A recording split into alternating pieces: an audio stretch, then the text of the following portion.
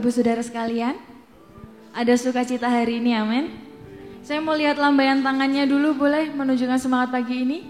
Haleluya, puji nama Tuhan. Kita mau memulai ibadah kita hari ini, kita mau datang ke hadirat Tuhan. Kita mau katakan bahwa Tuhan Engkau Raja di atas segalanya. Dan haleluya Tuhan, kami memuji, memuliakan nama-Mu karena Engkau Allah yang besar Tuhan.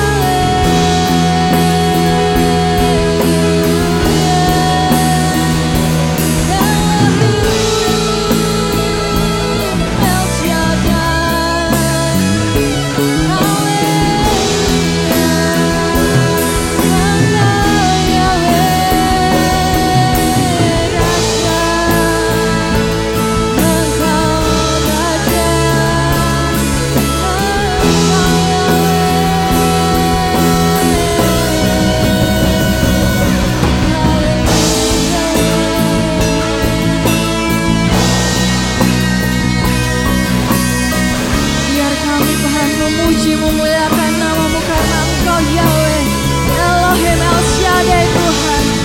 Haleluya, haleluya Yesus. Kita mau katakan sama-sama, Yahweh,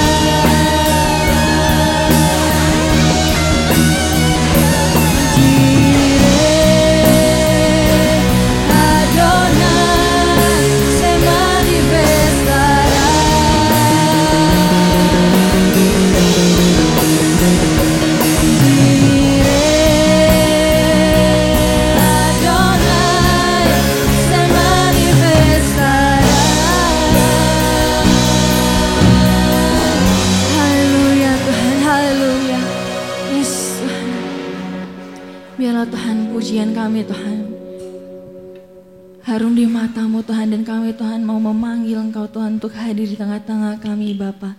Karena kami percaya 2-3 orang berkumpul di dalam nama Tuhan Engkau hadir. Dan kami Tuhan mau memuji memuliakan nama-Mu lebih lagi Tuhan. Dan biarlah Engkau Tuhan persiapkan setiap kami Tuhan supaya kami memiliki hati yang haus dan rindu akan Engkau. Terima kasih Bapa, kami mau menyambut ibadah hari ini di dalam nama Tuhan Yesus Kristus. Haleluya. Amin. Haleluya. Masih bersuka cita, amin. Masih mau melambaikan tangan buat Tuhan? Masih? Haleluya. Kita mau bergoyang buat Tuhan karena kita mau senada dengan surga. Kita mau katakan senada dengan surga.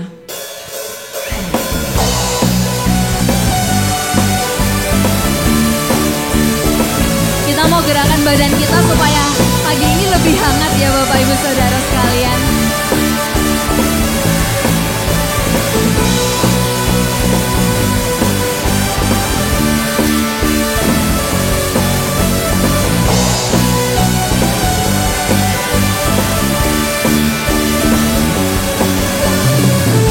Tuhan Engkau hadir, kuasa-Nya mengalir setiap hati kami.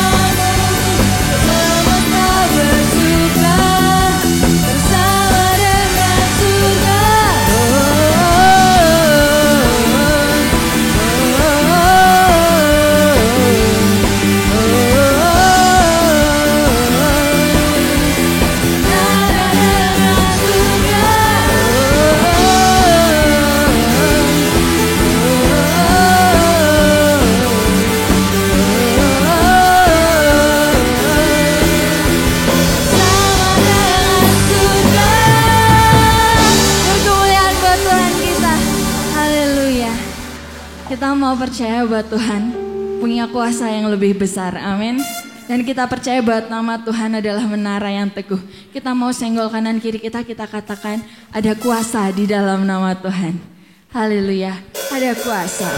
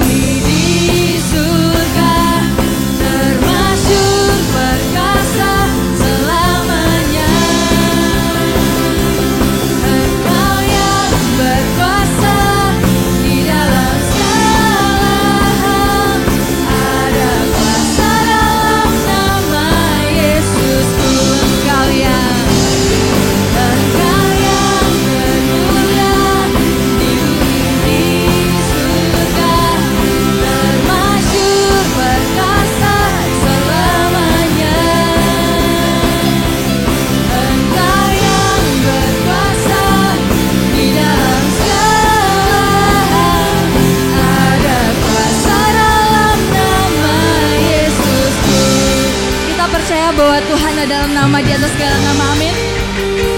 Kita percaya bahwa Tuhan adalah nama yang telah membebaskan kita. Haleluya.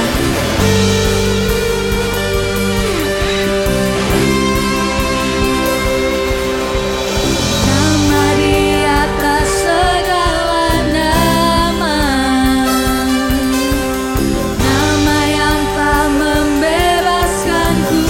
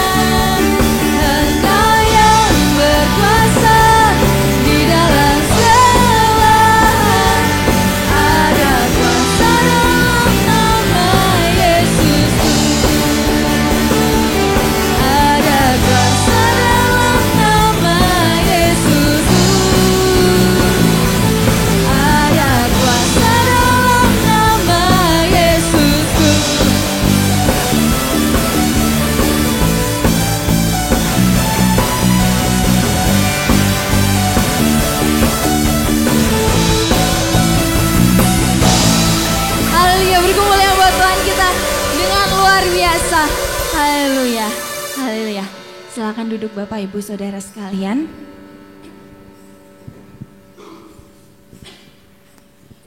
Puji nama Tuhan, kita sudah memuji memuliakan nama Tuhan.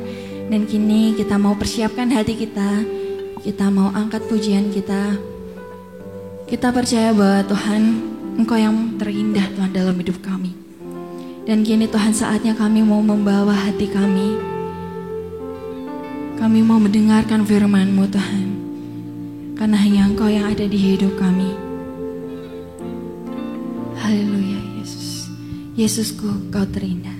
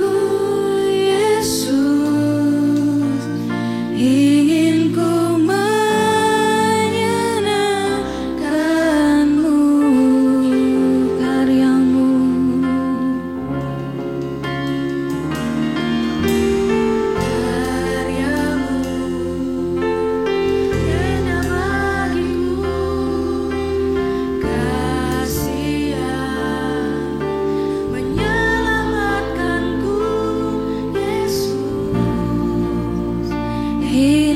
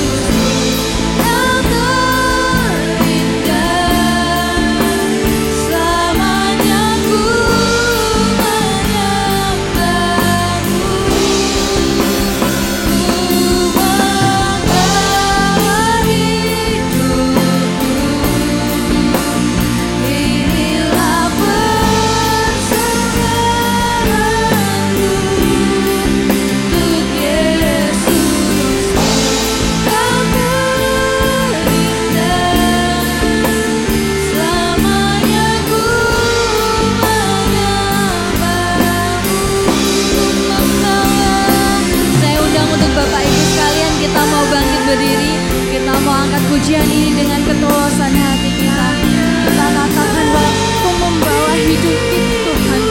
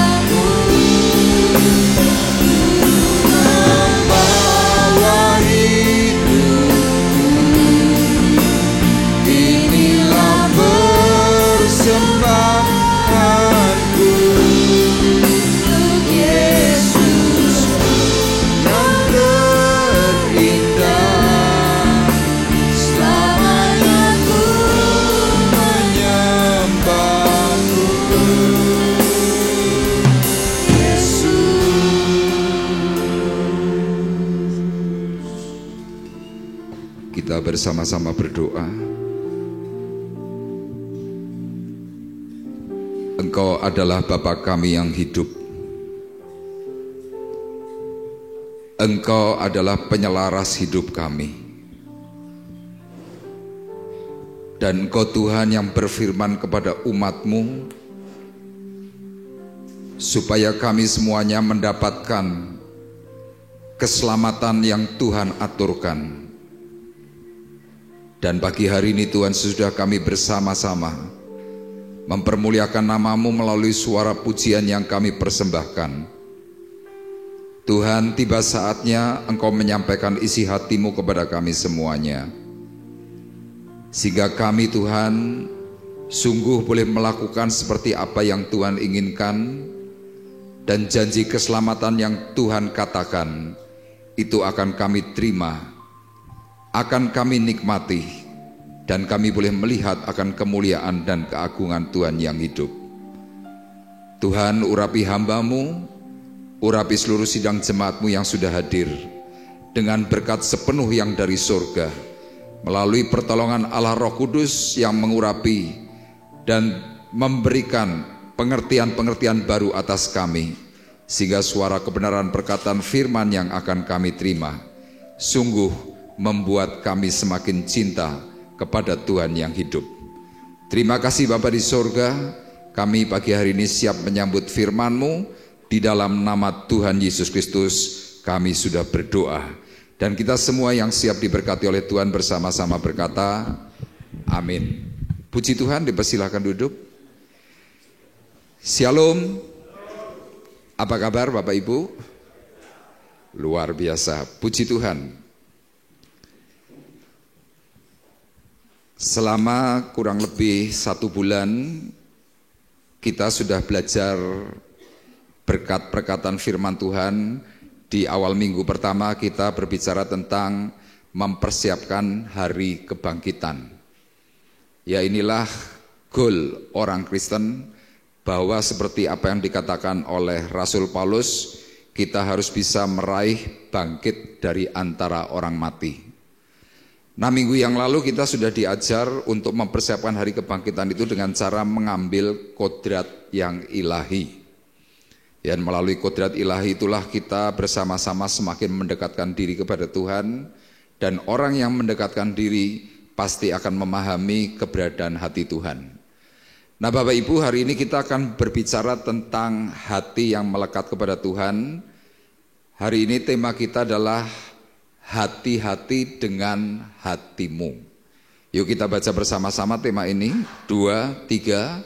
Hati-hati dengan hatimu. Ya Bapak Ibu, perhatikan, kita seringkali menjaga sesuatu hal bukan berkaitan dengan hati. Yang kita jagai berkaitan dengan mungkin sesuatu yang kita bangga-banggakan, biasanya mungkin harta. Kita kalau menjaga harta kita itu hati-hati. Kita punya sesuatu barang kita simpan dengan baik. Tapi kalau kita perhatikan secara baik, hidup manusia ujung-ujungnya semuanya berasal dari hati. Nah, banyak orang tidak menjaga akan hati kita. Makanya Bapak Ibu perhatikan kata Amsal, firman Tuhan berkata, jagalah hatimu dengan segala kewaspadaan, karena dari situlah terpancar kehidupan.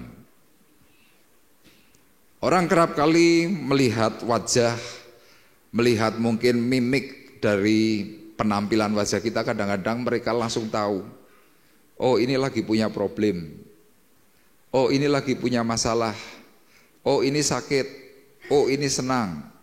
Terpancarnya dari mana? Hati. Nah, orang kalau hatinya baik, hatinya mungkin lagi senang, pancaran wajahnya tuh enak. Tapi seringkali kita bisa berkata, wong kok raine koyo ngono ya. Kadang-kadang kita berkata begitu. Kenapa? Raut wajah ini juga bisa menampilkan keberadaan hati. Saya membaca dalam sebuah artikel, suatu hari ada sepasang suami istri yang menempati sebuah rumah di komplek perumahan. Kemudian suami istri ini secara khusus istrinya mulai memperhatikan keadaan sekeliling. Nah, secara kebetulan pagi-pagi ketika si istri ini bangun pagi, dia melihat tetangganya sedang mencuci baju. Nah, sewaktu sedang mencuci baju, kemudian baju ini mulai dijemur, tiba-tiba sang istri ini mulai nyeletuk kepada suaminya. Pak, tetangga kita ini kok jorok ya? Si suami nanya, loh kenapa jorok? Lihat, pakaian yang dijemur semuanya banyak yang kotor. Begitu kok tetap saja dijemur. Si suami kemudian memandang ke sekeliling, memperhatikan pakaian tetangga yang sedang dijemur, kemudian dia hanya melihat wajah sang istri tanpa komentar, sang suami diam. Itu hari yang pertama. Besoknya ngomong hal yang sama. Hari ketiga ngomong hal yang sama. Tetangganya ini kok pakaiannya, cuciannya kotor semua. Apa enggak risih? Kira-kira si istri berkata seperti itu. Si suami yang tahu keadaan itu tetap saja diam, dia tidak memberikan komentar apapun. Esok harinya, kira-kira di jam yang sama, si istri nyeletuk. Loh, luar biasa ya, tetangga kita kok sekarang cuciannya bersih semua. Mungkin sudah sadar, si istri berkata seperti itu. Kemudian si suami dengan sangat tenang mengatakan begini, Bu, kemarin yang kotor itu bukan cucian tetangga kita. Loh kok bisa? Iya, tadi pagi aku bangun lebih awal sebelum ibu bangun. Kaca jendela rumah kita saya bersihkan. Saya semprot dengan cleaner dan hasilnya bersih. Sekarang ibu bisa lihat. Cucian tetangga kita itu bukan cucian yang kotor, tetapi yang kotor adalah jendela rumah kita. Nah, ini merupakan sebuah gambaran Bapak Ibu. Kadang kita memperhatikan orang lain dari sudut pandang kita mengatakan bahwa orang lain ini wah hidupnya enggak karuan, hidupnya enggak jelas. Kemudian banyak sekali komentar-komentar yang kadang-kadang kita mengatakan dengan tidak enak. Tapi ternyata seperti apa yang dikatakan dari cerita tadi, kita tahu keadaan hati kita ini yang seringkali mempengaruhi. Makanya ada sebuah kata-kata bijak, ada sebuah ungkapan, mata dan telinga adalah jendela jiwamu. Jadi apa yang kau lihat, apa yang kau dengar, itu pasti akan mempengaruhi jiwamu, pikiranmu, perasaanmu. Jadi kalau pikiran perasaanmu karena kata orang, si A, si B begini begitu, kemudian kita mulai terpengaruh, apa yang terjadi? Maka segala sesuatunya akan menjadi negatif. Tapi kalau seandainya apa yang kita lihat, apa yang kita dengar, apa yang kita serap, semuanya hal-hal yang positif, secara otomatis pasti hati kita pun tidak akan terpengaruh dengan hal-hal yang buruk, tetapi semuanya akan menjadi baik, semuanya akan menjadi clear. Nah Bapak Ibu, pagi hari ini kita akan bersama-sama belajar, ya, mempelajari akan keberadaan hati. Kenapa? Karena pada suatu hari kelak, ketika nanti kita dipanggil pulang oleh Tuhan, Tuhan akan memberikan penghakiman kepada sesuatu yang tidak kelihatan. Yaitu apa? Sesuatu yang tersembunyi di dalam hati. Nah kita akan lihat dalam surat Roma pasal 2, ayat 1 sampai dengan ayat yang ketiga, kemudian ayatnya yang ke-16.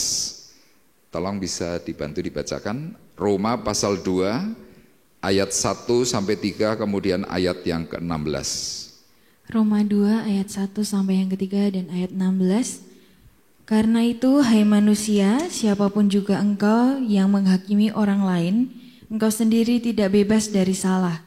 Sebab dalam menghakimi orang lain, engkau menghakimi dirimu sendiri, karena engkau yang menghakimi orang lain melakukan hal-hal yang sama. Tetapi kita tahu bahwa hukuman Allah berlangsung secara jujur atas mereka yang berbuat demikian. Dan engkau, hai manusia, engkau yang menghakimi mereka yang berbuat demikian, sedangkan engkau sendiri melakukannya juga, adakah engkau sangka bahwa engkau akan luput dari hukuman Allah? Ayat yang ke-16, hal itu akan nampak pada hari bila mana Allah, sesuai dengan Injil yang kuberitakan, akan menghakimi segala sesuatu yang tersembunyi dalam hati manusia oleh Kristus Yesus. Amin. Ini adalah perkataan Rasul Paulus ditujukan kepada sidang jemaat Roma. Orang-orang di Roma adalah orang rohani, tetapi sayang orang yang rohani yang ada di Roma kerap kali memberikan penghakiman kepada orang lain. Nah saat itulah Rasul Paulus mengingatkan bahwa karena itu hai manusia, siapapun juga engkau. Ya jadi tidak memandang status, mau kaya, mau miskin, mau jelek, mau ganteng, kondisi apapun, siapapun juga kita manusia yang menghakimi orang lain, engkau sendiri tidak bebas dari salah. Ya bagi kita yang kadang-kadang mungkin nuduh, kita seringkali mungkin mengatakan bahwa oh harusnya begini, harus begitu, yang benar harus begini, harus begitu. Kita harus mau ingat bahwa apa yang kita ucapkan itu belum tentu itu sebuah kebenaran. Kenapa? Karena kadang-kadang itu bisa timbul dari hati yang salah. Nah, Paulus mengatakan engkau sendiri tidak bebas dari salah.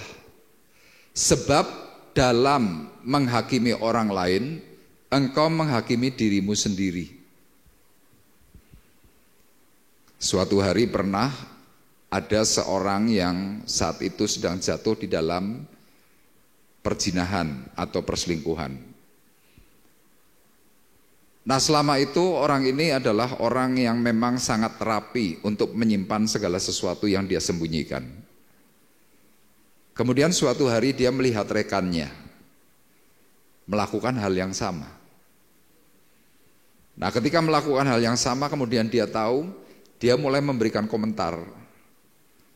Uang kok nekat ya? Orang sudah punya cucu kok sampai tetap nekat seperti itu, kira-kira seperti itu.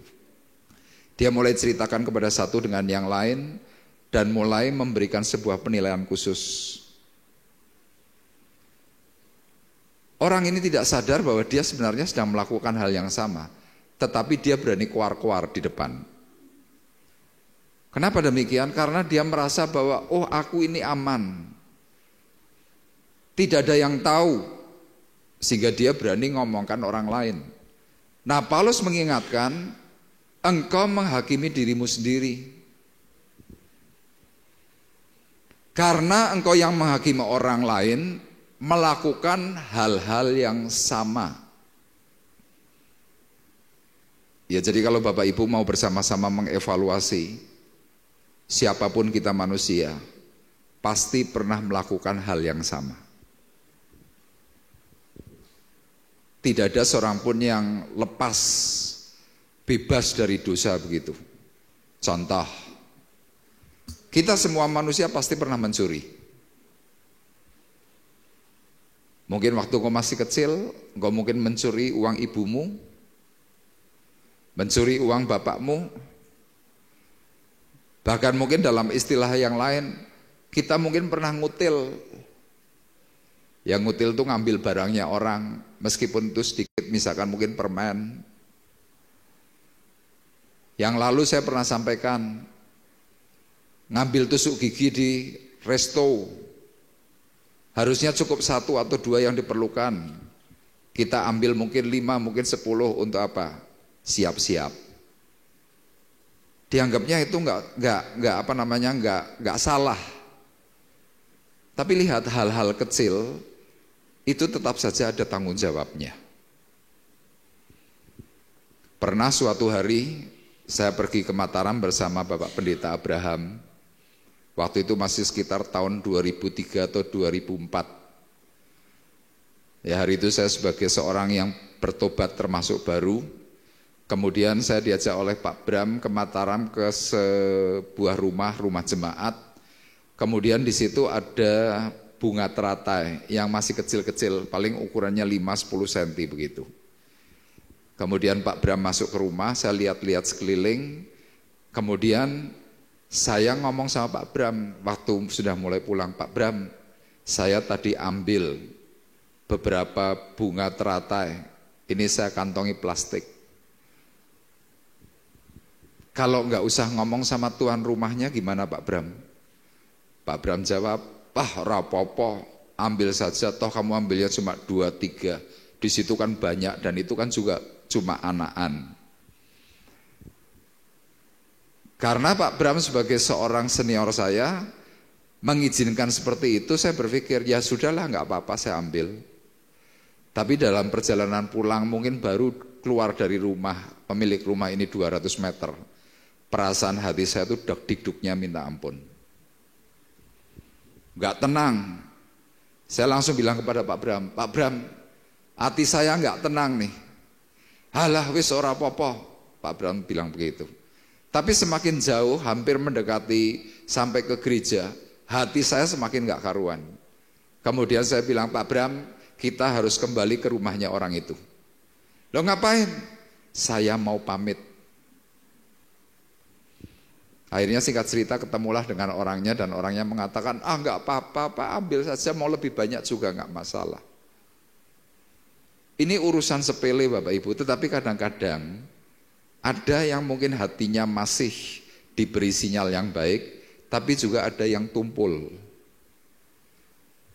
Dari situ saya mulai belajar bahwa tidak ada seorang pun yang lepas dari salah. Saya salah.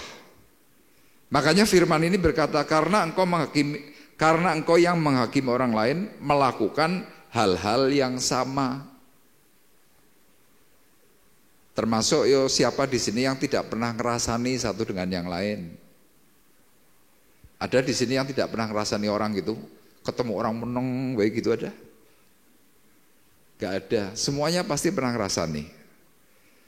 Yang ngerasani yang saya sebutkan tentu yang negatif. Pasti pernah, ya termasuk saya pernah pasti. Kalau kita mengatakan, oh gak pernah, bohong.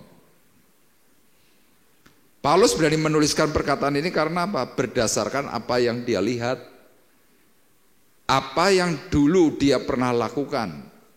Makanya ketika Rasul Paulus bertobat, dia benar-benar menjadi seorang yang introspeksi diri. Dia nggak berani ngomong sembarangan. Kenapa? Dia pikirkan secara matang.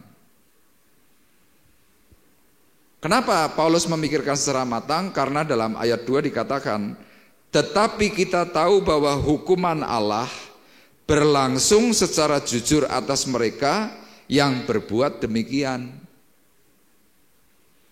Jadi Allah itu nanti tidak pandang bulu.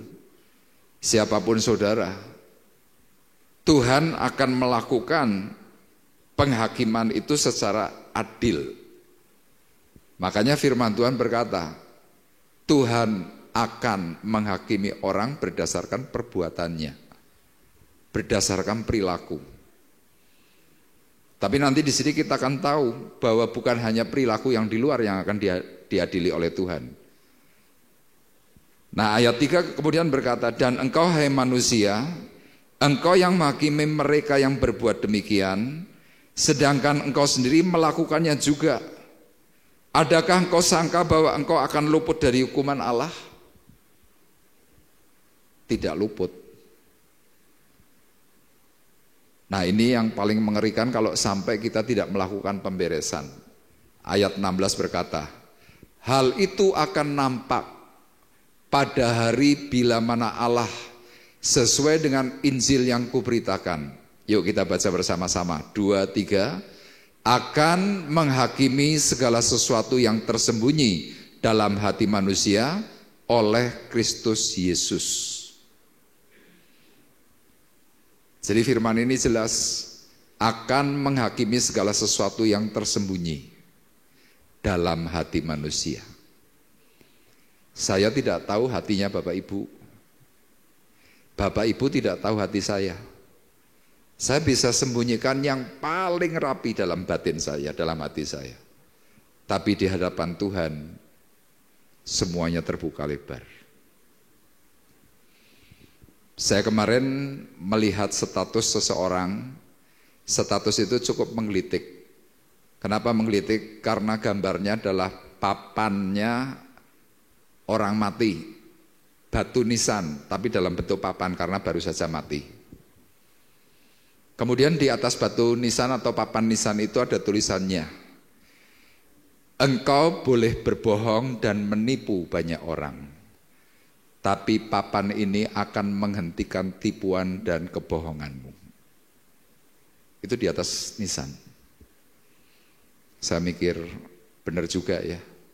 Sepandai-pandainya kita menyembunyikan sesuatu, sepandai-pandainya kita mungkin melakukan hal-hal yang paling buruk, satu titik tertentu kita akan berhenti di situ. Makanya firman Tuhan pagi hari ini memberikan tujuan,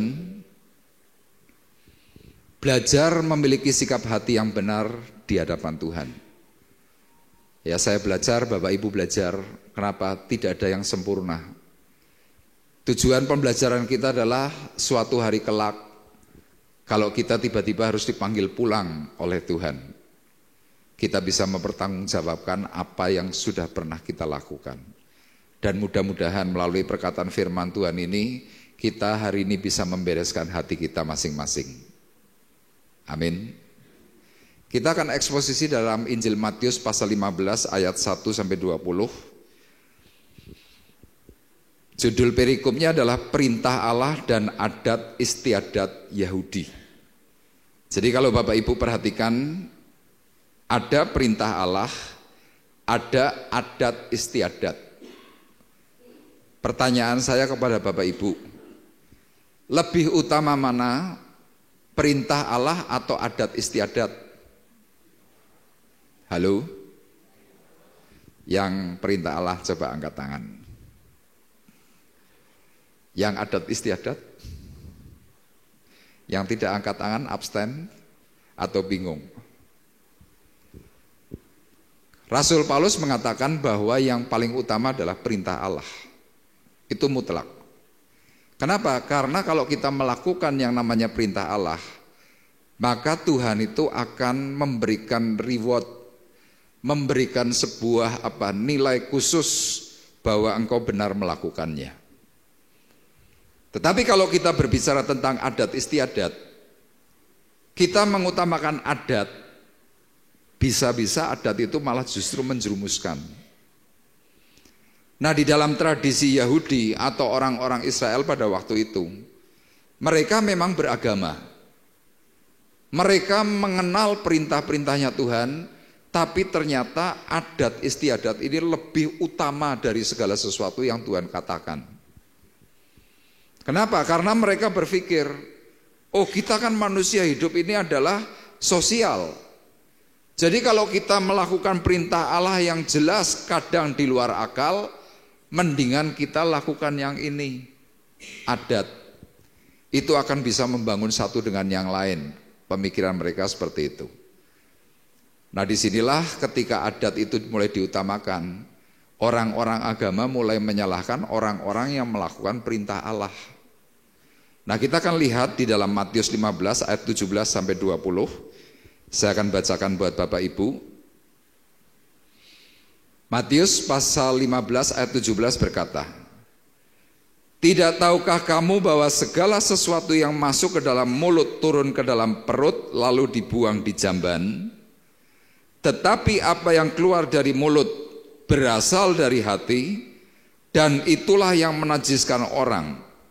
Karena dari hati timbul segala pikiran jahat, pembunuhan, perzinahan, percabulan, pencurian, sumpah palsu dan hujat. Itulah yang menajiskan orang, tetapi makan dengan tangan yang tidak dibasuh tidak menajiskan orang. Bapak Ibu, cerita ini bergulir ketika hari itu Tuhan Yesus sedang melakukan banyak pelayanan, dan daerah kejadian dalam peristiwa Matius 15 itu ada di sekitar Danau Galilea. Di situ Tuhan melakukan banyak tanda mujizat. Orang sakit disembuhkan, orang bermasalah, orang lumpuh, orang apapun yang punya problem-problem berat, semuanya sembuh oleh kehadiran Tuhan. Nah tiba-tiba muncul satu kelompok orang-orang agama. Mereka adalah ahli Taurat dan juga orang Farisi. Sebenarnya antara orang Taurat dengan orang Farisi mereka sedikit mempunyai perbedaan faham. Tapi karena mereka ingin menjatuhkan Yesus, mereka berkelompok mulai membangun kesepakatan. Nah, waktu mereka mulai membangun kesepakatan, mereka mulai mencerca apa yang Tuhan lakukan. Salah satunya bicara tentang apa? Makan tidak cuci tangan itu najis. Ini cukup aneh. Melihat ada tanda mujizat dikaitkan dengan hanya cuci tangan yang menjadi sesuatu problem besar. Makanya Tuhan tadi dalam ayat 20 berkata, Tetapi makan dengan tangan yang tidak dibasuh tidak menajiskan orang. Orang mau makan kalau nggak cuci tangan ya paling ujung-ujungnya ya sakit perut, kira-kira kan seperti itu. Tapi ini juga tergantung dari kondisi orang. Kalau orang itu memang amat sangat higienis, terlalu bersih, nggak cuci tangan, minum atau makan pasti sakit perut. Tapi coba kalau misalkan Bapak Ibu melihat ada sekelompok orang yang biasa memang kerja di tempat kotor. Maaf kata misalkan para tukang, maaf kata misalkan tukang becak. Kadang karena tidak ada air, tidak ada sesuatu apapun, mereka diberi nasi sudah makan di polok, plek. Masuk perut, sehat aja, gak ada masalah. Nah, orang-orang Farisi dan ahli Taurat hari itu mereka berpikir, oh tidak cuci tangan ini melanggar adat istiadat. Padahal hukum adat istiadat zaman itu salah satunya melakukan kesalahan, misalkan contoh orang mencuri bisa dipotong tangan. Kalau orang makan tidak cuci tangan terus diapakan? Mungkin bisa dilempari batu atau mungkin sesuatu yang lain. Nah, waktu itulah ketika mereka sedang menyalah-nyalahkan timnya Tuhan Yesus mulai memberikan jawaban. Jawabannya tadi dalam ayat yang ke-17 sampai dengan ayat 20. Nah, dalam hal ini Tuhan mau mengatakan, kamu memberikan sebuah tuduhan dalam tanda kutip, tuduhan yang palsu, memakai cap adat istiadat, itu karena hatimu gak beres, kira-kira seperti itu. Makanya disinilah kita mau bersama-sama belajar, mengapa kita harus hati-hati dengan kondisi hati kita. Dalam ayat-ayat 1 sampai dengan ayat yang ke-20, hal yang pertama Bapak Ibu, kita bisa mulai belajar dari apa yang Tuhan pikirkan. Yang paling bahaya kalau kita tidak hati-hati dengan keberadaan hati kita, yaitu yang pertama, kalau kita mulai mencari-cari persoalan, ini paling bahaya. Bapak Ibu perhatikan dalam ayat 1 dan ayat 2 dari Injil Matius 15. Firman Tuhan berkata, kemudian datanglah beberapa orang Farisi dan ahli Taurat dari Yerusalem kepada Yesus dan berkata, mengapa murid-muridmu melanggar adat istiadat nenek moyang kita? Mereka tidak membasuh tangan sebelum makan. Ini kata-kata orang Taurat dan orang Farisi. Dalam ayat 1 saya membaca peristiwa itu terjadinya di Galilea. Ahli Taurat itu datang dari Yerusalem. Bapak Ibu tahu kira-kira berapa jarak Yerusalem ke Galilea? Kalau diukurkan zaman sekarang itu seperti Temanggung Cilacap, 160 km. Sengaja mereka ngeluruk rame-rame, kemudian hanya ngomong, kamu ya yang sedang pelayanan, kamu ini haram semuanya. Kenapa? Itu lihat timmu, mereka tidak cuci tangan sewaktu mau makan. Coba ini kita bicara logika saja. Ini sebuah kebenaran atau cari-cari masalah?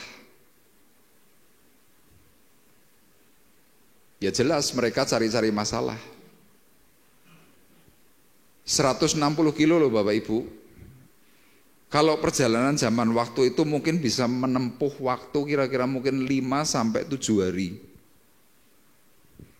Ya seandainya mereka mungkin naik onta melalui yang namanya padang gurun. Mereka harus kepanasan. Mereka harus nginep di jalanan. Mungkin kalau hari ini Bapak Ibu perjalanan 160 kilo itu hanya bisa ditempuh dalam waktu kalau normal 2,5 sampai 3 jam. Masih agak masuk akal lah kalau kita mau cari-cari masalah. Ini enggak, bisa 4 hari sampai 7 hari hanya khusus ketemu dengan Tuhan Yesus bersama timnya, hanya cuma mengatakan, haram kamu.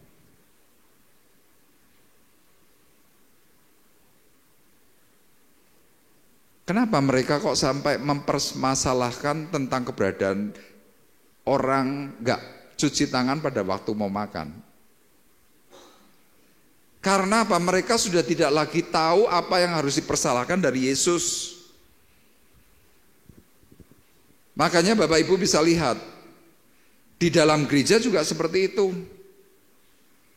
Bingung apa yang mau disalahkan, akhirnya cari-cari masalah. Ini salah, itu salah, itu salah, ini salah, dan lain sebagainya. Dan rupanya peristiwa ketika para ahli Taurat itu dan orang Farisi menyalah-nyalahkan Tuhan, itu bukan hanya cuma sekali atau 2 kali. Di dalam Injil Lukas pasal 11 ayat 53 dan ayat 54. Tolong dibacakan. Lukas 11 ayat 53 dan ayat 54. Perhatikan. Lukas 11 ayat 53 dan 54, demikian firman Tuhan. Dan setelah Yesus berangkat dari tempat itu, ahli-ahli Taurat dan orang-orang Farisi terus-menerus mengintai dan membanjirinya dengan rupa-rupa soal. Untuk itu mereka berusaha memancingnya supaya mereka dapat menangkapnya berdasarkan sesuatu yang diucapkannya. Iya, firman-Nya sangat jelas. Setelah Yesus berangkat dari tempat itu, artinya sudah selesai pelayanan, ahli-ahli Taurat dan orang-orang Farisi terus-menerus mengintai dan membanjirinya dengan rupa-rupa soal. Untuk itu mereka berusaha memancingnya supaya mereka dapat menangkapnya berdasarkan sesuatu yang diucapkan. Makanya kita Bapak Ibu sebagai orang-orang yang rohani sangat riskan kalau menanggapi orang yang cari-cari masalah. Kenapa? Karena setiap perkataan kita itu bisa menjadi masalah.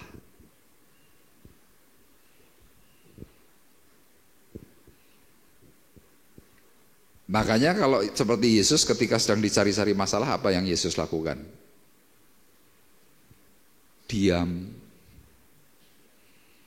Sudah mau dicerca, mau diapa-apain, Yesus cuma diam. Termasuk ketika Yesus diperhadapkan dengan seorang wanita yang berzinah. Ahli Taurat dan Farisi bertanya kepada Yesus, kalau engkau melihat ada orang yang berzinah, orang ini harus diapakan? Tuhan Yesus enggak jawab. Dia jongkok, dia menuliskan sesuatu di atas tanah. Orang Farisi dan ahli Taurat ketika mendapatkan tanggapan dari Yesus hanya berdasarkan nulis di atas tanah, mereka bingung. Kalau dari cerita ini menurut Bapak Ibu, Yesus waktu jongkok di atas tanah itu kira-kira apa sih yang Yesus tuliskan? Pernah nggak Bapak Ibu membayangkan?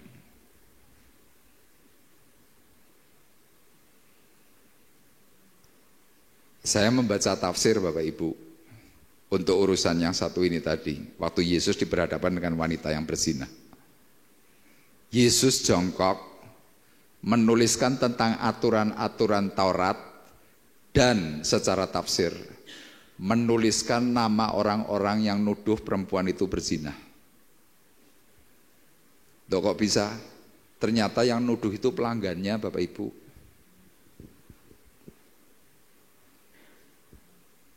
Makanya lihat di dalam gereja, maaf kata, kalau ada seorang yang mungkin wanita nakal, kemudian mulai datang ibadah rajin, kita biasanya mulai kasak kusuk. Kita mulai ngomongkan, ojo jedak-jedak, gini dan lain sebagainya. Lah kenapa ojo jedak-jedak? Beberapa kasus menyatakan Ternyata orang gereja itu bekas langganannya dari wanita itu. Coba bayangkan. Terpujilah Tuhan, Yesus itu satu pribadi yang tidak terlalu banyak omong. Dia benar-benar mengatakan sesuatu itu dipikir secara masak. Tidak hanya cuma ngomong, tidak hanya sekedarnya mengiyakan. Banyak dari kita ketika kita dengar A, kita langsung, ora cuma A, ono B, ono C, ono D. Ngerti apa enggak? Lo krungune ngono, lo kata siapa? Nah ingat, yang seperti ini mulai bahaya.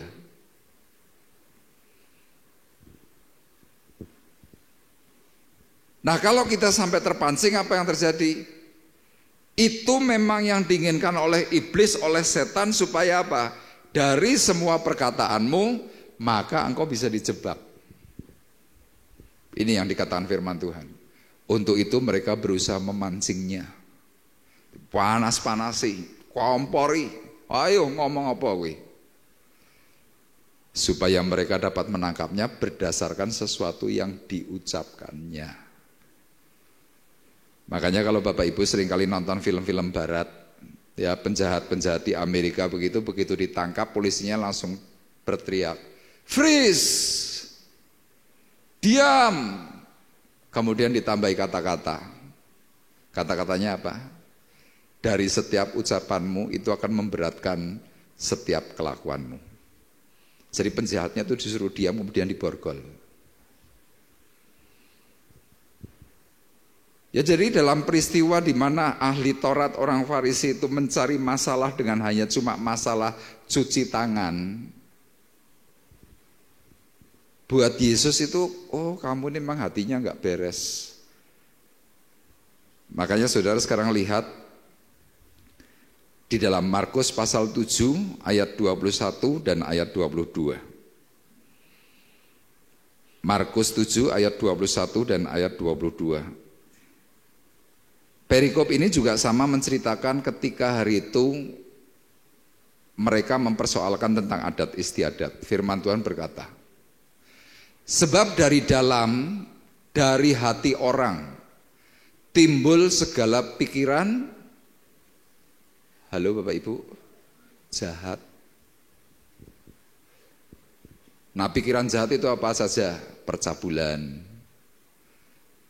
pencurian, pembunuhan, perzinahan, keserakahan, kejahatan, kelicikan, hawa nafsu, iri hati, hujat, sombong, bebal. Jadi ternyata tulisan ini memang ada urutannya Bapak Ibu. Orang kalau sudah dari dasar hatinya ini mulai timbul perasaan jahat, nanti akan muncul yang namanya iri hati. Ahli Taurat itu hatinya tuh jahat. Orang Farisi itu hatinya jahat. Orang jahat timbul iri hati. Kenapa kok yang ditimbulkan iri hati? Mereka tidak suka dengan kesuksesan orang lain.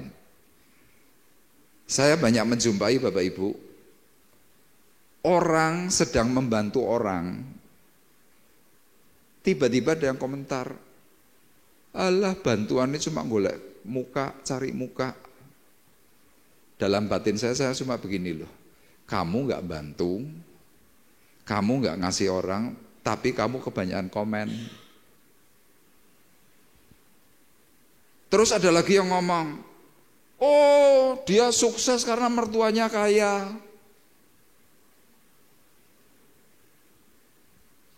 Dapat warisannya banyak, makanya sekarang dia kaya. Nah ini tipe orang yang melihat orang sukses gak senang. Tapi mereka akan senang kalau melihat orang susah. Ahli Taurat orang Farisi modelnya begitu. Melihat orang sukses gak senang. Melihat orang susah, mereka bahagia. Tapi di sini nggak ada. Yang adanya cuma di Israel sana. Kenapa hati jahat itu timbul, kemudian timbul juga iri hati? Karena hari itu para ahli Taurat dan orang Farisi mendengar Yesus menyembuhkan banyak orang, memulihkan banyak orang, melakukan banyak tanda mujizat. Mereka mulai terasa tersingkirkan. Orang yang iri kemudian mulai menimbulkan kata apa? Hujat. Itu yang tadi saya sebutkan, cari-cari masalah. Oh no way. Detik itu belum menghujat Tuhan, menghujat apa yang Tuhan kerjakan. Apa dasar mereka hujat? Mereka sombong. Jadi kesombongan itu membuat merasanya bahwa oh aku lebih hebat daripada orang lain. Timbullah perasaan iri hati, perasaan gak senang, jadilah hujat.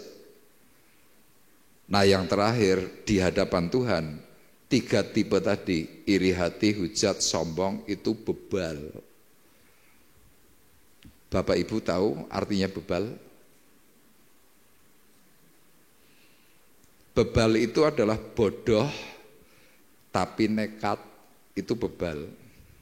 Kalau di Jawa kayak goblok tapi nekat, lah itu bebal. Apa bedanya orang bodoh dengan orang bebal? Orang bodoh begini, 5 kali 5 berapa? 30. Salah. Lah kalau salah yang benar berapa? 5 kali 5 yang benar 25. Oh, lah itu orang bodoh. Kalau orang bebal, 5 kali 5 berapa? 30. Salah. Nek aku njaluke 30 kowe meh apa? Lah itu bebal. Loh jelas salah tapi ngayal. Nah kita diberitahu seringkali bebal. Bukannya nurut dari apa yang Tuhan katakan, tetapi malah menentang kebenaran. Kemudian Rasul Paulus menuliskan itu semua dalam 1 Timotius 6 ayat 3 dan ayat 4. Perhatikan. Jika seorang mengajarkan ajaran lain dan tidak menurut perkataan sehat, yakni perkataan Tuhan kita Yesus Kristus, dan tidak menurut ajaran yang sesuai dengan ibadah kita, ia adalah seorang yang berlagak tahu padahal tidak tahu apa-apa. Kita baca bersama-sama yuk, yang hijau 2, 3. Penyakitnya ialah mencari-cari soal dan bersilat kata yang menyebabkan dengki, cedera, fitnah, curiga.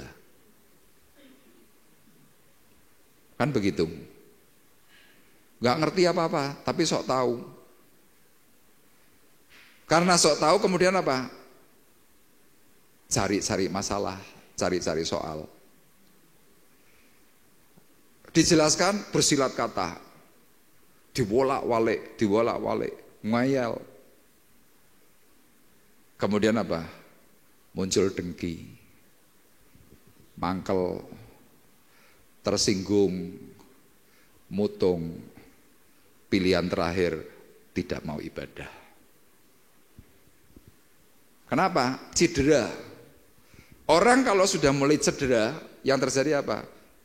Fitnah. Dalam hal ini yang paling gampang difitnah adalah gembala. Wes tidak taburkan aja berita sing miring sedikit. Tabur. Akibatnya apa?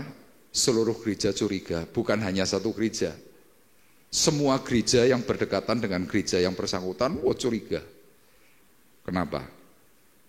Ini tadi diawali dengan kata-kata yang tadi, seorang yang berlagak tahu. Tidak ngerti apa-apa tapi cari-cari soal. Mencoba bikin aturan-aturan baru yang mengakibatkan apa? Problem. Yesus sebagai satu kebenaran yang menyatakan perkataan firman itu adalah sesuatu yang absolut. Dicoba oleh mereka semuanya untuk apa? Diputar balikan. Tujuannya apa? Kebenaran firman Tuhan itu dinomorduakan. Mereka lebih mengutamakan yang namanya adat istiadat. Jadi ini yang paling bahaya kalau sampai orang mulai mencari-cari soal. Itu yang namanya apa? Tidak hati-hati dengan hatimu. Nah sekarang yang kedua, mengapa kita harus hati-hati dengan hati kita? Yang kedua, kalau mulai tidak introspeksi diri. Introspeksi diri ini dalam bahasa lain itu mawas diri, meninjau ulang keadaan hati, itu introspeksi. Nah, Bapak Ibu perhatikan dalam ayat 3 sampai dengan ayat 9. Tetapi jawab Yesus kepada mereka, mengapa kamu pun melanggar perintah Allah demi adat istiadat nenek moyangmu? Sebab Allah berfirman, hormatilah ayahmu dan ibumu, dan lagi siapa yang mengutuki ayahnya atau ibunya, pasti dihukum mati. Tetapi kamu berkata, barang siapa berkata kepada bapaknya atau kepada ibunya, apa yang ada padaku yang dapat digunakan untuk pemeliharaanmu, sudah digunakan untuk persembahan kepada Allah. Orang itu tidak wajib lagi menghormati bapaknya atau ibunya. Dengan demikian firman Allah kamu nyatakan tidak berlaku demi adat istiadatmu sendiri. Hai orang munafik, benarlah nubuat Yesaya tentang kamu.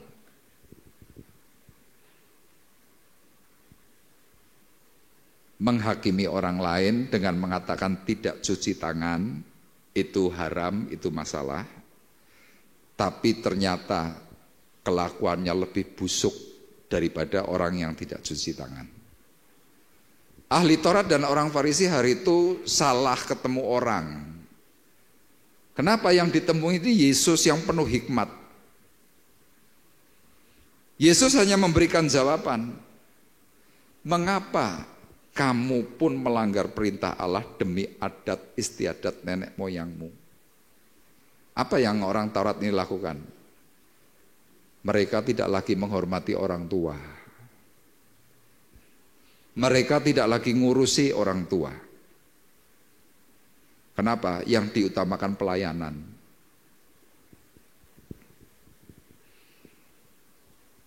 Saya beberapa hari yang lalu ketemu dengan seseorang.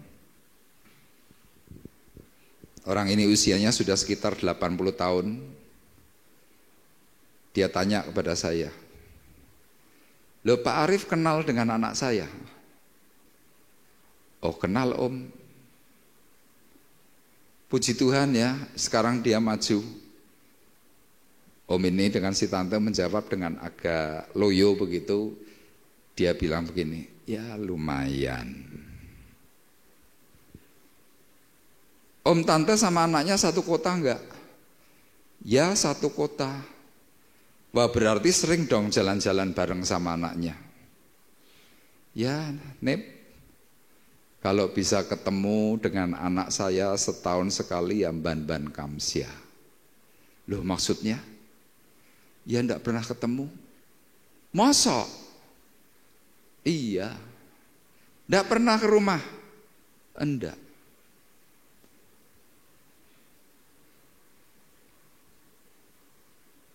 Loh Om, bukannya orang ini kalau pelayanan kan hebat? Iya, dia untuk orang lain bisa, tapi untuk orang tua enggak bisa.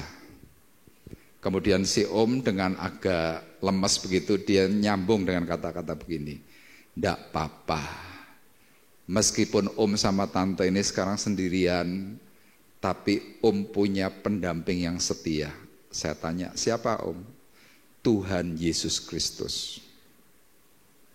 Saya jawab, itu penghiburan bagi orang yang tidak pernah dikunjungi sama anaknya.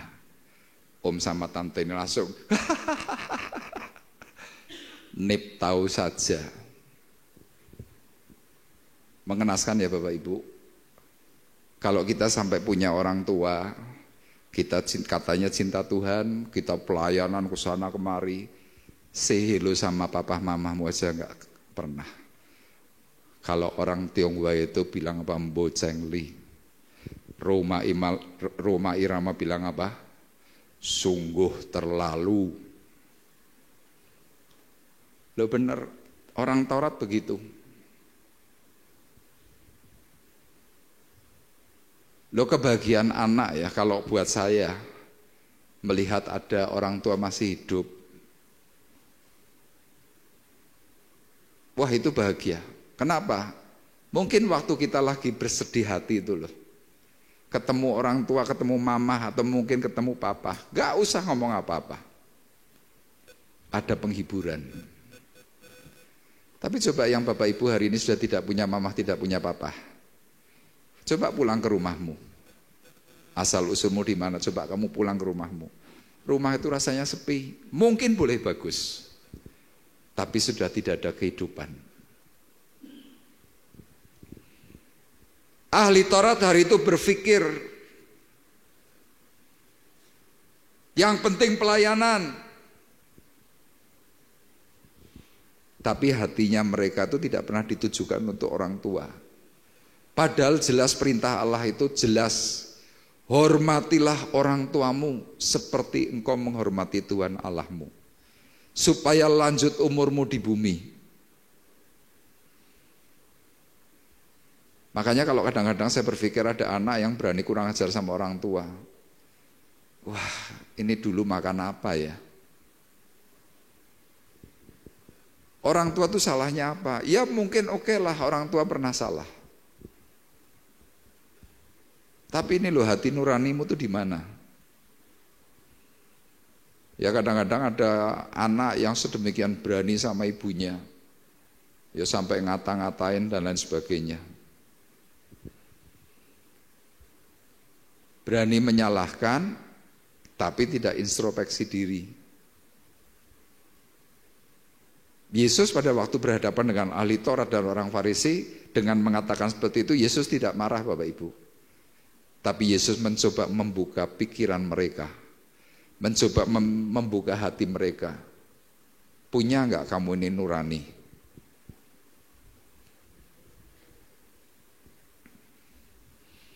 Dalam Matius pasal 7 ayat 3-5 Tuhan berkata, mengapakah engkau melihat selumbar di mata saudaramu sedangkan balok di dalam matamu tidak engkau ketahui? Bagaimanakah engkau dapat berkata kepada saudaramu, biarlah aku mengeluarkan selumbar itu dari matamu, padahal ada balok di dalam matamu. Ayat 5. Hai orang munafik, keluarkanlah dahulu balok dari matamu, maka engkau akan melihat dengan jelas untuk mengeluarkan selumbar itu dari mata saudaramu. Jadi kalau ada orang yang suka nyalah-nyalahkan orang, suka nuduh, suka mungkin ngerasani, ngata-ngatai dan sejenisnya, Tuhan menilai orang itu apa Bapak Ibu? Munafik. Apa saudara? Munafik. Makanya kenapa saya memberikan tema hati-hati dengan hatimu. Karena begitu kita salah bicara, begitu kita ngomongnya enggak sesuai, Tuhan berkata, munafik. Loh Tuhan tidak mungkin salah. Tuhan tahu kok hatimu seperti apa. Kamu benar, Tuhan akan katakan benar, kamu salah. Tapi ngejudge orang, Tuhan bilang kamu munafik. Kenapa sih orang kok sampai ngejudge seseorang dengan tuduhan-tuduhan? Biasanya tuh tepak ngawak. Pernah suatu hari Bapak Ibu, ini sudah amat sangat lama, saya ditanya oleh seseorang begini, Pak Arif sama Bu Arif nggak curiga? Lo curiga kenapa Pak? Kalau dia di Semarang selingkuh gimana? Saya jawab, Pak, jangan mengukurkan kehidupanmu kepada orang lain. Loh ya enggak begitu. Ya begitu saya bilang. Kenapa begitu? Karena Anda pernah melakukan itu. Coba bayangkan Bapak Ibu. Perkataannya itu kan apa? Tendensius. Kalau buat saya, hal tentang percaya itu adalah sesuatu yang standar. Kalau seandainya saya tidak percaya dengan istri saya, wah ya saya bisa jantungan setiap hari.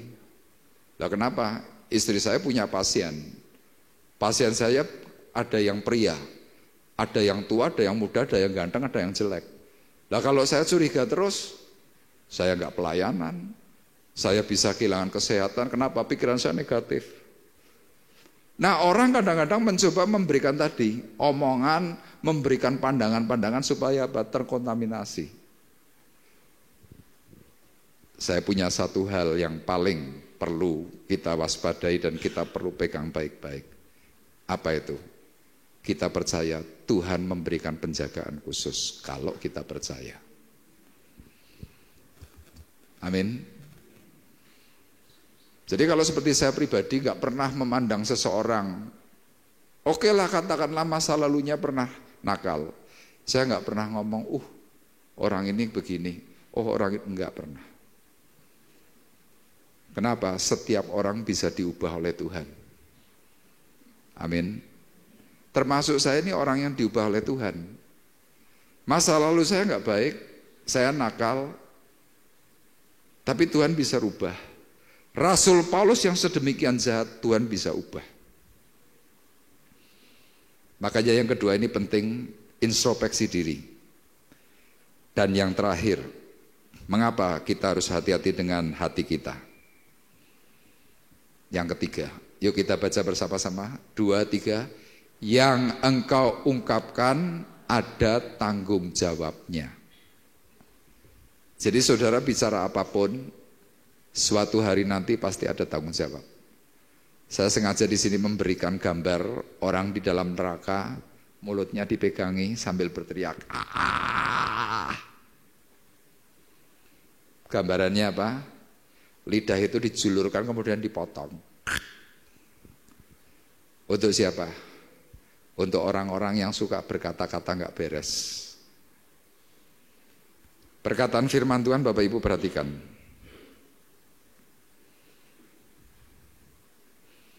Ayat 17 sampai 19. Tidak tahukah kamu bahwa segala sesuatu yang masuk ke dalam mulut turun ke dalam perut lalu dibuang ke jamban.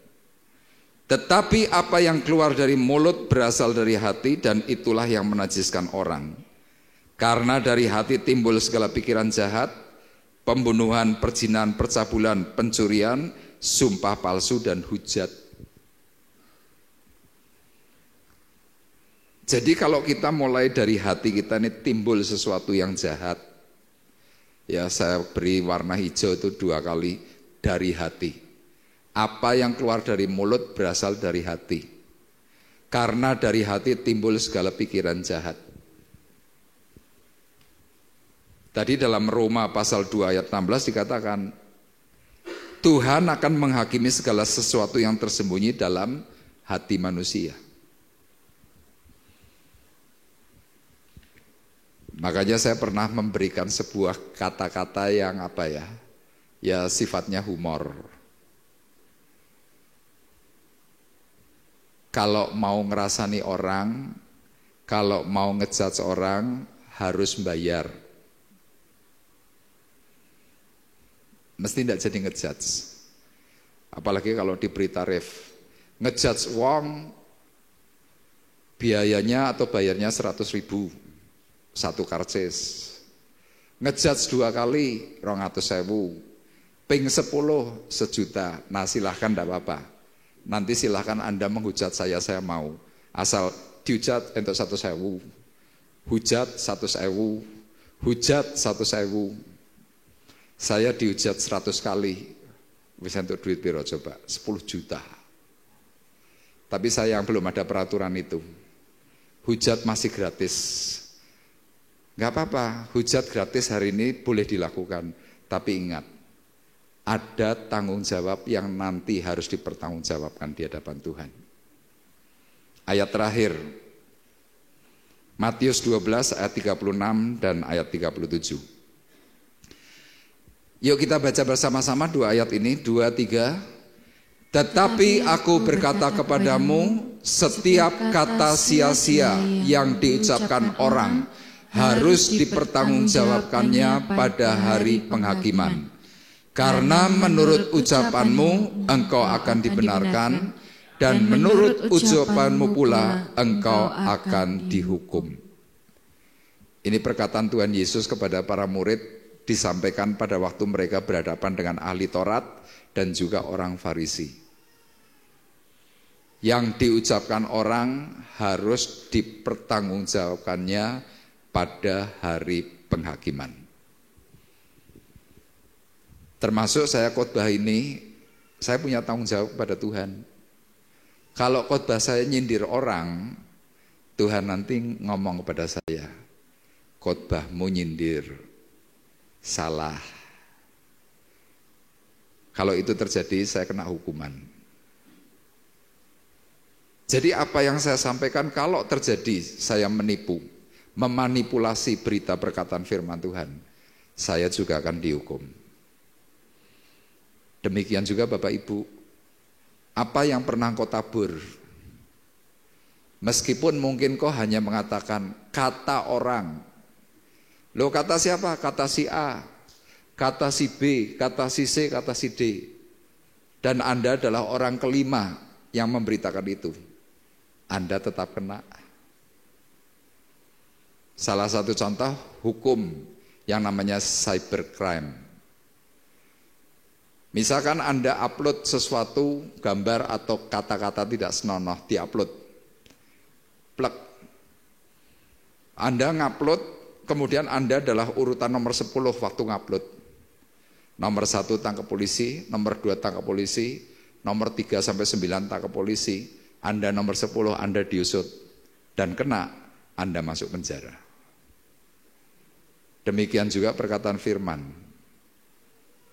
Pada waktu kita memberikan perkataan yang salah, menilai, menghakimi, ngejat seseorang, kita bertanggung jawab di hadapan Tuhan. Kalau kita ditegur di dunia, masih enak. Kenapa? Masih ada kesempatan. Tapi kalau kita sampai tidak mengalami teguran, yang paling bahagia, seperti gambar tadi itu, di dalam neraka kita berteriak, lidah kita menjulur, dipotong. Mati, hidup lagi, julur lagi, potong lagi, mati lagi, hidup lagi, selama-lamanya. Biarlah firman Tuhan ini mengingatkan kepada kita semuanya, dan Tuhan memberkati. Kita akan bersama-sama menaikkan pujian, ini hatiku menyembahmu, hatiku mengasihimu. Haleluya. Ini hatiku menyembahmu, tulus dan kagum padamu Yesus. Ini hatiku tak sempurna, perlu campur tanganmu dalam hidupku. Ini hatiku menyembahmu, tulus dan kagum padamu Yesus. Ini hatiku tak sempurna, perlu campur tanganmu dalam hidupku. Hatiku mengasihimu, hatiku mengasihimu, hatiku ingin mengenalmu, ingin mengertimu. Tuhan, kau lihat isi hatiku, hatiku mengasihimu, hatiku mengasihimu, hatiku ingin mengenalmu, ingin mengertimu. Tuhan, kau lihat isi hatiku, hatiku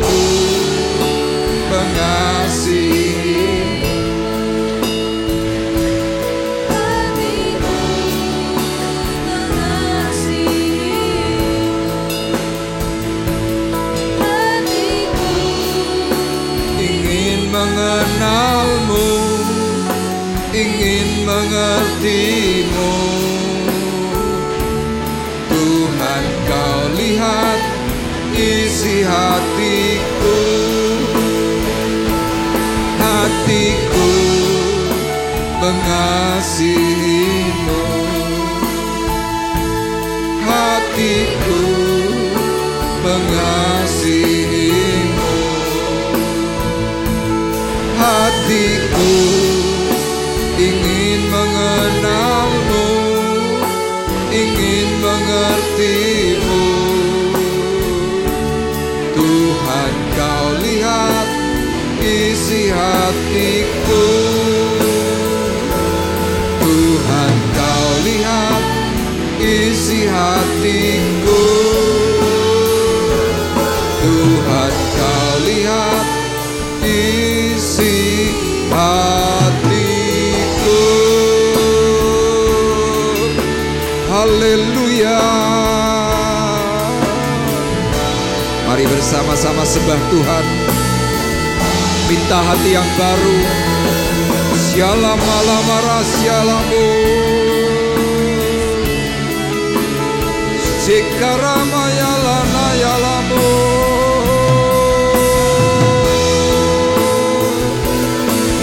Haleluya. Haleluya.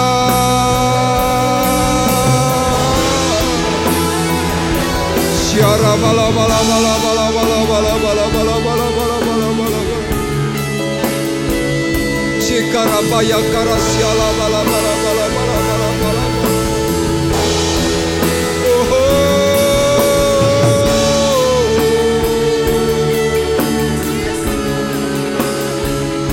Sekara bala para syakara para bala bala bala bala bala bala bala. Sekara baba baba baba baba baba baba baba. Sekara bala yala bala bala bala bala.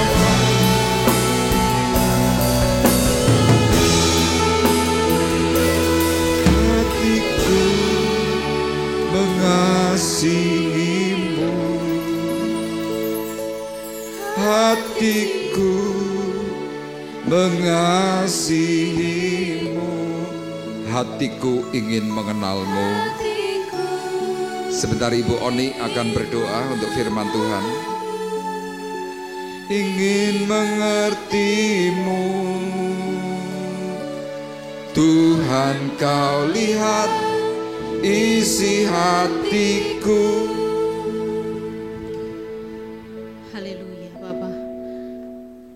Benar Tuhan, Engkau Allah yang berkuasa, Allah yang mengenal setiap hati kami, Allah yang mampu mengeraskan hati, dan Engkau Allah yang mampu melembutkan hati. Karena itu Tuhan, pagi hari ini setelah kami mendengar kebenaran firman-Mu, mari Bapa Allah yang berkuasa, ubahlah hati kami menjadi hati yang lembut, hati yang mengerti akan kebenaran firman-Mu, hati yang mau diubah akan kebenaran firman-Mu. Tuhan, kami mohonkan itu di dalam nama Tuhan Yesus Kristus. Kami mohon kepada Engkau untuk hati yang luka di dalam hubungan suami istri, hubungan anak terhadap orang tua dan sebaliknya, hubungan antar teman Tuhan, baik masalah perkataan, masalah keuangan. Tuhan, biarlah Tuhan kami mohonkan kepada Engkau, biarlah hati ini menjadi hati yang memaafkan, hati yang merela, karena Engkau yang melakukan semuanya dan itu atas seizin Engkau. Dan kami mohonkan itu, kuduskan setiap hati kami. Kuduskan Tuhan di dalam nama Tuhan Yesus. Biarlah kami menjadi orang yang kedapatan sempurna, hidup benar di hadapan-Mu. Ampuni setiap kami Tuhan. Ampuni setiap kami ya Bapa. Terima kasih Tuhan. Engkau sudah memakai hamba-Mu Bapak Arif untuk menyampaikan kebenaran firman-Mu. Kiranya Tuhan Engkau pakai hari lepas hari untuk boleh mewartakan pewahyuan akan firman-Mu Tuhan, Dan kami mohon tutup bungkus hamba-Mu dengan kuasa darah Tuhan Yesus. Perlindungan-Mu sempurna atas hidupnya, atas keluarganya. Terima kasih Tuhan, terima kasih. Kami alaskan doa sembahyang ini hanya di dalam satu nama, Tuhan Yesus Kristus. Haleluya. Amin. Puji nama Tuhan. Semuanya diberkati oleh firman Tuhan, amin. Kita mau memberikan yang terbaik untuk Tuhan. Kita mau persiapkan persembahan kita. Saya undang untuk petugas untuk dapat maju ke depan. Kita mau memberikan yang terbaik dengan kasih. Nanti Ibu Sita akan berdoa untuk persembahan yang dijalankan. Terima kasih Tuhan, terima kasih Yesus. Kami ucap syukur untuk urapan-Mu dan lawatan-Mu pagi hari ini Tuhan. Kami boleh memuji muliakan nama-Mu dan kami boleh diberkati oleh kebenaran firman-Mu ya Bapa. Tiba saatnya Tuhan kami akan memberikan korban ucapan syukur kami. Biarlah Tuhan Kau boleh memberkati setiap tangan-tangan kami. Kau juga memberkati imamat yang akan menjalankannya Tuhan. Biarlah melalui persembahan ini boleh menjadi dupa yang harum di hadapan-Mu dan boleh menjadi kelebaran kerajaan-Mu di muka bumi ini ya Bapa. Terima kasih Tuhan, kami siap memberikan dengan penuh rasa syukur. Haleluya, amin. Amin, puji nama Tuhan. Kita mau angkat pujian kita senada dengan surga.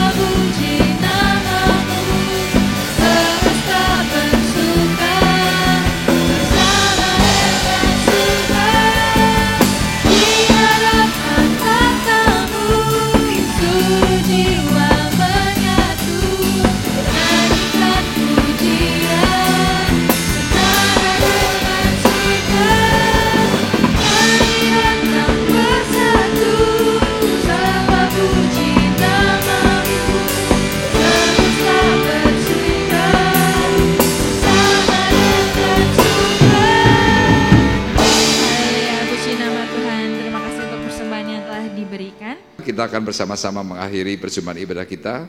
Saya mengundang untuk Bapak Ibu bersama-sama bangkit berdiri, kita akan berdoa. Bapa di sorga, terima kasih karena kami boleh mendengar apa yang Tuhan katakan. Terima kasih untuk pemahaman pengertian, supaya kami kelak pada waktu Tuhan memanggil kami pulang, kami kedapatan setia dan berkenan di hadapan Tuhan, sehingga Tuhan menolong, memberkati kami semuanya. Kami dimampukan untuk melakukan seperti apa yang Tuhan inginkan. Terima kasih, dan pagi hari ini Tuhan kami berdoa untuk saudara kami Bapak Indarto, untuk saudari kami Ibu Lestari yang berulang tahun. Kiranya berkat kasih karunia Tuhan turun menaungi mereka berdua. Kekuatan, kesehatan, hikmat, pengertian yang daripada Tuhan turun atas mereka berdua, sehingga di hari-hari masa mendatang kehidupan mereka semakin bijak untuk membawa Tuhan berkat atas seluruh keluarga, dan mereka semua Tuhan dipakai untuk mempermuliakan nama Tuhan, menjangkau jiwa-jiwa demi kemuliaan nama Tuhan. Terima kasih Bapa di sorga, dan pagi hari ini kami juga mengingat akan saudara-saudari kami yang sakit. Untuk Pak Woto, Ibu Harsi, kami terus berdoa Tuhan dengan tidak jemu-jemu, supaya Tuhan menolong, memberkati, memulihkan mereka. sehingga Tuhan mereka boleh kembali beraktivitas sesuai dengan apa yang Tuhan berikan dalam hidup mereka. Terima kasih Bapa di surga, kami juga terus mengingat akan keadaan saudara kami Erik yang ada di Semarang. Tuhan yang mempersiapkan untuk operasi tulang supaya kembali sempurna, kiranya Tuhan menolong dan memberkatinya. Kami pagi hari ini juga berdoa untuk anak-anak kami yang bersekolah. Tuhan kiranya memberkati mereka di dalam kota maupun di luar kota dengan pertolongan yang daripada Tuhan. Kami berdoa untuk mereka yang sedang mencari pekerjaan, kiranya Tuhan menyediakan pekerjaan yang terbaik sesuai dengan bidang mereka masing-masing. Kami berdoa Tuhan untuk anak-anak yatim piatu, para janda dan fakir miskin, kiranya Tuhan mencukupkan mereka semuanya. Dan tiba saatnya Tuhan sekarang kami mengangkat hati, mengangkat tangan kami di hadapan Tuhan. Sidang jemaat Tuhan terkasih, marilah kita bersama-sama pulang dengan membawa berkat, damai sejahtera Allah Bapa di sorga. Pulanglah dengan membawa kasih karunia Tuhan Yesus Kristus. Di dalam persekutuan Roh Kudus, Tuhan memberkati engkau dan melindungi engkau. Tuhan menyinari engkau dengan wajahnya dan memberi engkau kasih karunia. Tuhan menghadapkan wajahnya kepadamu dan memberi engkau damai sejahtera, mulai dari pagi hari ini sampai Maranatha datang yang kedua kali. Dalam berkat nama Tuhan Yesus Kristus, kami sudah berdoa dan mengucapkan syukur kami. Dan kita semua yang diberkati oleh Tuhan bersama-sama berkata, amin. Terima kasih